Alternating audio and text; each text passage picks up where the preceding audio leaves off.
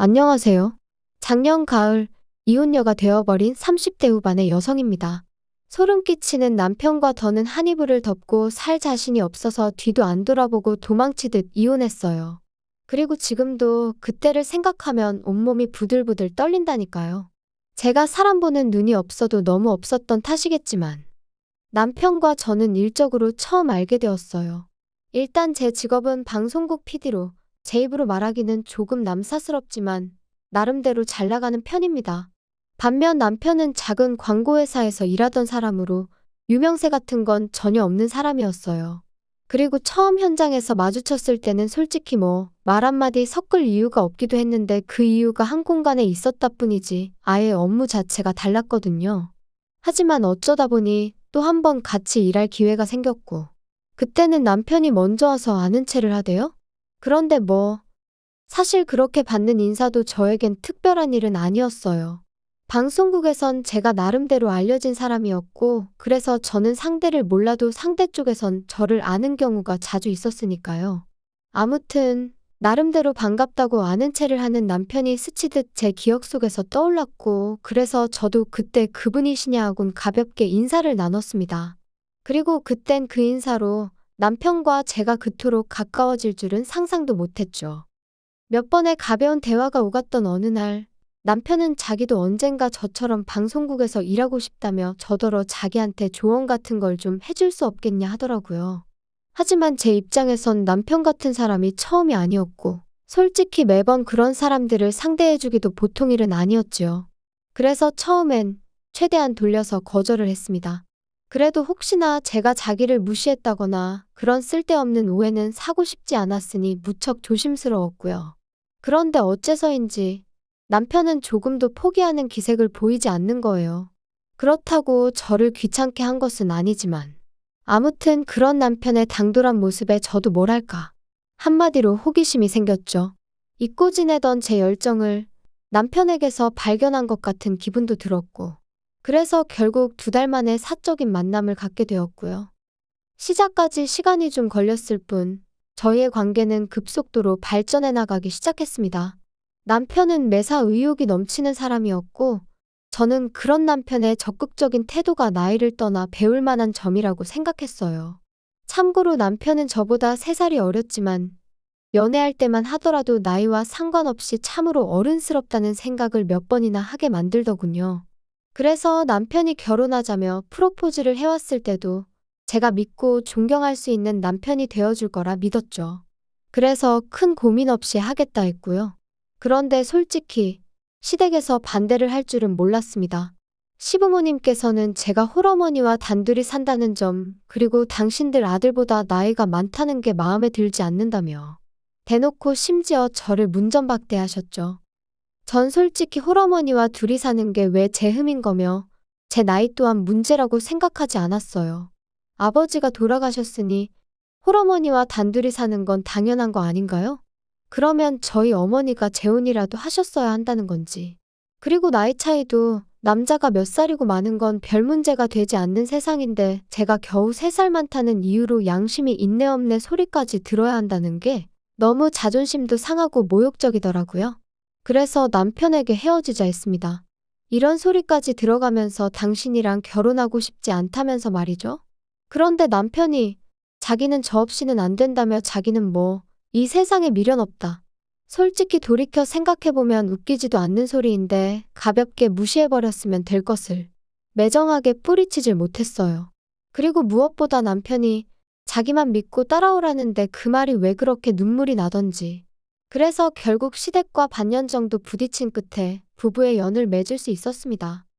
결혼할 때 남편은 사회생활을 시작한 지 몇 년 되지 않아 모아둔 돈이 많이 없었어요. 그리고 시댁에서는 반대하는 결혼을 강행하는 저희한테는 한 푼도 보태줄 수 없다시대요. 그래서 결국 남편은 3천만 원을 가지고 온 게 전부였지요. 반면에 저는 제가 모아둔 돈도 넉넉했고 어머니가 해주신 재산도 꽤 있었습니다. 제 명의로 된 월세를 받는 상가도 있었고요. 그리고 전 어리석게도 이런 경제적 능력을 바탕으로 시댁으로부터 인정을 받고 싶었어요. 그래서 제가 거의 일방적으로 해가는 결혼이었는데도 아무런 불만을 갖지 않았죠. 제가 원래 어디 가서 계산 못한다 소리를 듣는 사람이 아닌데 그땐 눈에 뭐가 씌이기라도 했던 건지 참으로 어리석었네요. 한편 나름대로의 난관을 극복하고 꾸리게 된 가정이었기에 앞에는 오로지 꽃길만 있을 줄 알았습니다. 연애할 때 큰 소리 난 일이 없었으니 결혼 생활도 비슷할 줄로만 알았죠. 하지만 결론부터 이야기하자면 그건 순전히 제 착각이었어요. 많은 일들이 있었지만 남편이 제 이름을 팔고 다녀서 저를 너무 힘들게 했거든요. 본인인 저마저도 금시초문인 이야기를 흘리고 다녀서 이따금씩 저를 좀 아는 사람들은 너가 정말 그런 말을 했냐며 확인을 해오기도 했는데 그때마다 제가 느꼈던 그 곤혹스러움이란 이루 말을 할 수가 없었네요. 도대체 왜 그래? 왜 내가 하지도 않은 말을 하고 다니는 거야? 사람이 말하다 보면 실수할 수도 있는 거지. 그렇다고 이렇게 화를 낼 건 또 뭐야? 사람들이 자꾸 오해하잖아. 그리고 이 바닥에서 평판이 얼마나 중요한지 몰라? 야, 너 지금 내가 너보다 어리다고 가르치는 거야? 넌 내가 잘 되는 게 싫지? 네 그늘 아래 두려고 그러는 거지? 진짜 짜증난다. 연애할 땐 매사 자신감이 넘치는 사람이라서 이런 식으로 다툼을 하게 될 줄은 몰랐어요. 정말이지 나중엔 말 몇 마디만 나눠도 열이 뻗칠 만큼 화가 날 지경이었죠. 지금 생각해보면 자격지심이라도 있었던 건지 차라리 솔직하게 나 이런저런 일로 힘들다 하고 도움을 구했다면 저는 조금도 주저하지 않고 남편을 도왔을 겁니다. 아무튼 저는 남편의 그런 모습에 하루가 다르게 지쳐갔고 실망할 수밖에 없었죠. 하지만 틀어진 부부 사이에도 불구하고 저는 저 나름대로 남편의 가족들 그러니까 시댁 식구들에게 최선을 다했어요. 비록 고맙다는 말 한마디 제대로 들어본 적은 없었지만 내가 누군가에게 잘하면 그 복이 다시 나에게 돌아온다는 친정어머니의 가르침을 따랐던 거죠. 그런데 세상 사람들 마음이 다 저희 어머니나 저 같지가 않더라고요. 결혼한 지 만으로 2년 차가 되던 무렵부터 친정어머니 건강이 조금씩 나빠져가는 듯 했어요. 반면에 저는 일거리가 넘쳐나서 일주일 내내 쉬는 날 하루도 내기가 어려운 상황이었죠. 그래서 남편에게 두세 차례 친정어머니를 모시고 병원에 가달라고 한 적이 있어요. 저도 남편이 바빴을 때 제가 남편을 대신해 시부모님을 모시고 병원을 다닌 적도 있었고 심지어 아버님이 수술을 하셨을 때는 꼬박 이틀을 곁에서 지샌 적도 있었으니 우리 부부 사이가 좋고 나쁜 걸 떠나 그 정도 부탁은 당연히 할 수 있다고 생각했거든요. 그런데 남편의 반응은 정말 차갑기 그지없었습니다. 지금도 잊혀지지 않아요. 내가 왜? 당신 어머니잖아. 요새 여자들은 효도는 셀프로 하는 거 좋아한다던데. 넌 왜 그래? 무슨 말을 그렇게 해? 내가 그동안 시부모님한테 어떻게 했는데? 내가 그러라고 시켰냐? 너 좋아서 한 걸 가지고 왜 나한테 그래? 그러니까 하기 싫으면 하지 마? 그 말 한마디에 오만 정이 다 떨어졌죠. 그래서 딱 그때부터 저도 시댁에 해드리던 모든 지원을 중단했어요. 그리고 그 안에는 경제적인 지원도 포함되어 있었고요. 부부 사이의 생활비도 그 무렵부터 칼같이 계산하기 시작했네요. 더는 남편에게 10원짜리 하나 쓰기도 아까울 만큼 남편이 미웠으니까요. 그리고 이렇게 무의미한 결혼 생활을 계속 이어가야 하나 차라리 지금이라도 헤어지자고 할까? 그런 생각이 들던 무렵 친정어머니께서 쓰러지셨습니다. 병원 말로는 신경성으로 달리 손 써볼 방법도 마땅치 않고 이런 식이라면 어머니가 1년이나 버티실 수 있을지 모르겠다고 했어요. 말 그대로 사형 선고나 다름이 없었죠. 저도 어머니도 몇 날 며칠 서로 말 한마디 쉽게 하지 못하고 눈물만 흘렸습니다. 그리고 상황이 그렇다 보니 이혼이니 뭐 그런 건 생각할 겨를도 없었어요. 남편도 남편대로 그때만큼은 저나 어머니에게 나름대로 신경을 쓰려고 하는 게 보이기도 했고요. 하지만 미리 말해두지만 이건 다 생쇼에 불과했네요. 그렇게 속절없이 시간만 흘러가던 어느 날 저는 친정어머니의 담당이로부터 뜻밖의 이야기를 듣게 되었어요. 얼마 전부터 한국에 수입이 되기 시작한 신약이 있는데 그게 저희 어머니한테 효과가 있을지도 모르겠다고요. 그런데 문제는 보험이 안 된답니다. 한 번 투약하는데 700만 원 가까이 들고 2주에 한 번씩 10번은 투약하셔야 될 거라면서. 하지만 저는 고민하고 말고 할 것도 없이 해보겠다 했어요. 막말로 앉아서 돌아가실 날만 기다리고 계시게 하느니 뭐라도 해보는 게 당연하지 않나요? 그리고 정말 돈이 없다면 모를까 아니, 없다고 해도 어떻게든 해드렸을 거예요. 그런데 남편이 이 이야기를 듣더니 아니, 너 생각을 하고 말하는 거야? 한 번에 700씩 10번이면 7천이야. 7천이면 웬만한 중형차는 사고도 남는 큰돈이라고. 지금 너는 우리 엄마랑 중형차를 비교하는 거야? 제정신이니? 아니, 말이 그렇다는 거지. 근데 효과 없으면 환불은 해준대? 진짜 한심해서 말도 안 나오네. 너야말로 머리에 뭐가 들어있는 거야? 내가 지금 뭐 쇼핑하는 거야? 거봐, 환불도 안 해준다는 거잖아. 그거 다 상술이야. 7천이라니 생각할수록 욕 나오네. 너는 가족이 장모님 뿐이야? 내 생각은 안 해. 미래에 태어날 우리 아이한테는 뭐 어쩔 건데. 쓸데없는 소리 하지 마. 당신한테 돈 달라고 안 할 거고 내 능력으로 해드리는 거니까. 그리고 당신하고 알고 지낸 시간보다 내가 엄마 딸로 지낸 시간이 훨씬 길고 의미 있거든? 그러니까 서운한 애 어쩌네 그런 소리도 할 거 없어. 당신이 나한테 그런 말을 할 자격이나 돼? 결국 제 고집대로 신약으로 치료를 받기 시작했지만 솔직히 말해서 초반에는 효과가 없는 것 같았어요. 그리고 그때 저는 말 그대로 무너져 내리는 기분이었습니다. 마지막이자 유일한 희망이라고 생각했으니까요. 그런데 정작 남편은 자기가 뭘 했냐며 의기양양해하는 꼴이라니.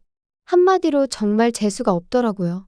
하지만 편찮으신 어머니께선 당신까지 떠나고 나면 제 옆에는 남편 하나 남는다 생각하셨는지 계속해서 저더러 남편에게 잘해주라 하시고 저희 남편한테도 번번이 당신이 미안하다 하셨는데 다시 그때를 떠올리니 가슴에 돌 하나 걸린 듯 속이 불편하고 답답해지네요. 아무튼 정말 하루하루가 암담했지요. 하지만 죽으라는 법은 없다고 딱 절반쯤 지났을 무렵부터 놀라울 정도로 어머니의 증세가 호전되어 갔어요. 그리고 마지막 투약으로부터 2달이 지난 뒤 저희는 담당이로부터 6개월 뒤에 다시 오라는 말을 듣게 되었습니다.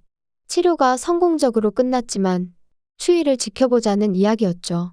어머니도 저도 벅차오르는 감정을 주체하지 못하고 병원을 나서며 얼마나 울었는지 몰라요.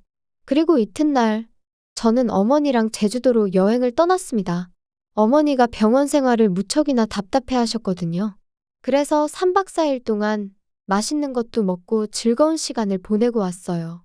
그리고 그러는 동안 남편은 말이라도 한마디 가령 잘 쉬고 오라던가? 네, 전혀 없었습니다. 저도 뭐 별 기대도 없었지만요.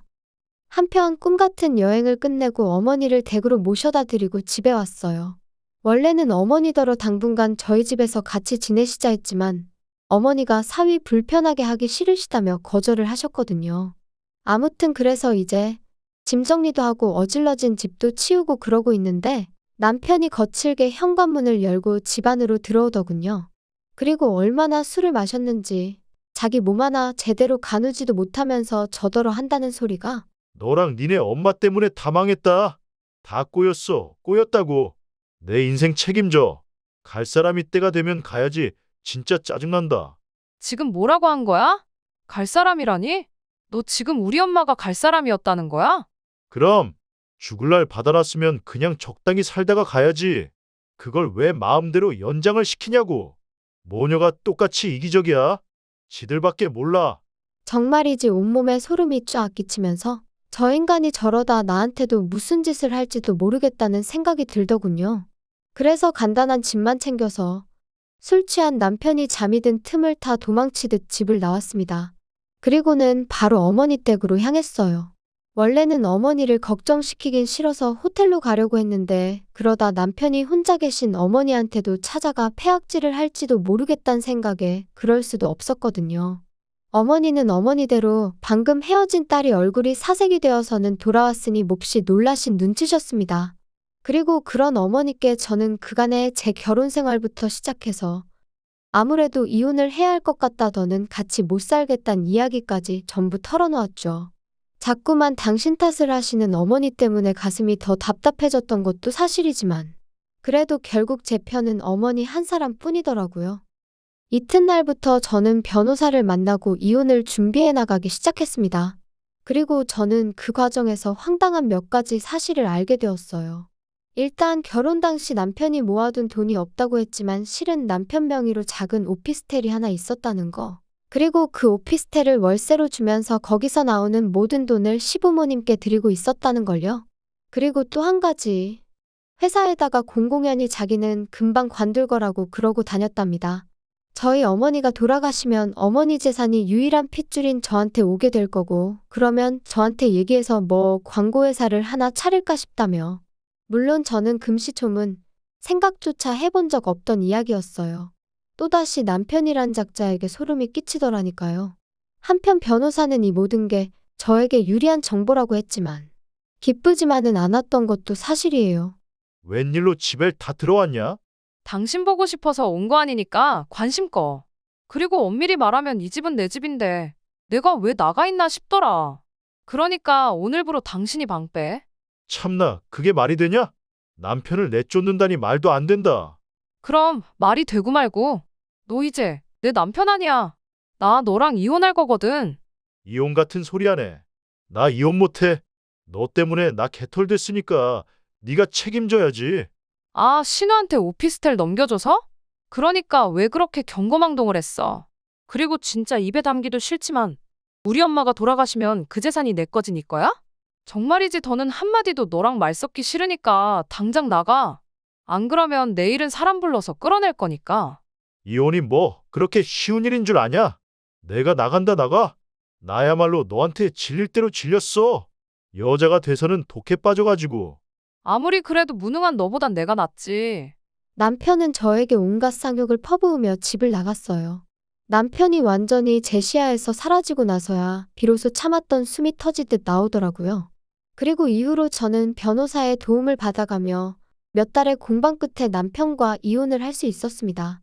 결혼 기간이 짧아 위자료를 할 건 없었지만 적어도 뭐 하나도 빼앗기지 않았으니 참으로 다행이다 싶었죠. 그리고 들려온 남편의 소식은 아주 재미났습니다. 일단 남편은 저희 어머니가 처음에 앞으로 1년 정도 사신다 소리가 나왔을 무렵 시집 간다는 신우한테 기분이랍시고 자기 오피스텔을 줘버렸던 거였죠. 아마 모르긴 몰라도 저희 어머니만 돌아가시면 재산 꽤나 생긴다 생각하곤 아까운 줄 모르고 말 그대로 헛짓거리를 했던 걸 거예요. 그런데 이제 저랑 이혼을 하게 되면서 신우한테 그걸 돌려달라고 했나 본데 그 핏줄이 어디 가나요? 신우가 뭔 소리냐며 내가 그걸 왜 돌려주냐고. 그래서 아주 집안이 난리가 났던 모양입니다. 그리고 제가 이 일을 이토록 상세히 알게 된 건 시부모님이 저 때문에 남매가 아주 등을 찌고 살게 되었다며 책임을 지라고 저한테 따지러 오셨거든요. 그래서 제가 두 분 능력으로 하나 더 사주시라고. 아, 돈이 없어서 그렇게 못해주시냐고 쏘아붙였네요. 그 와중에 싸가지니 뭐니 그런 것까진 생각도 안 했고요. 그리고 한 가지 더 가뜩이나 제가 이혼하게 된 전후 사정을 아는 친구가 남편 회사의 대표와 지인이기도 했고, 친구는 저하고 상의를 한 것은 아니었지만 제 남편이 너무너무 꼴보기가 싫더랍니다. 그래서 그 대표에게 저희 남편이 사업이니 뭐니 헛물을 키고 다닌다며 이러다 이 회사 기밀도 빼가는 건 아니냐고 바람을 좀 넣었던 모양이에요. 그리고 그러자 대표도 그렇지 않아도 그 직원 때문에 다른 직원들 불만이 이만저만이 아니었다면서 결국 해고시켰답니다. 팀워크도 부족하고 불성실하고 뭐 아주 틀린 말도 아니었으니 남편도 제대로 한마디 반박도 못해보고 쫓겨나듯 나왔나 봐요. 저더러 네가 꾸민 짓이냐 그러고는 연락이 왔었는데 그때만 해도 저는 아무것도 몰랐던 때라서 이 인간이 뭔 소리를 하는 건가 싶었는데 비하인드 스토리를 알고 나니 정말 웃겨서 한참을 웃었다니까요. 아무리 돈 앞에 장사 없다지만 그래도 한때는 정말 저 하나만 있으면 된다고 눈물 콧물까지 짜대던 인간이었는데 이런 걸 보면 사랑이란 게 참으로 간사한가 싶기도 하고 그저 제가 옥석을 가려내지 못해서 이런 일을 겪은 건지 정말 사랑이란 건 믿기 어려운 것인지 여러 가지로 생각을 하게 되네요. 부디 여러분은 저와 같은 실수는 하지 않으셨으면 좋겠습니다. 평생을 의지하고 소중히 아껴줄 상대를 만난다는 거 저 한 번만 더 기대하고 기다려봐도 될까요? 따뜻해지는 이 계절처럼 제 마음에도 훈풍이 불어오길 기다려봅니다. 들어주셔서 감사해요.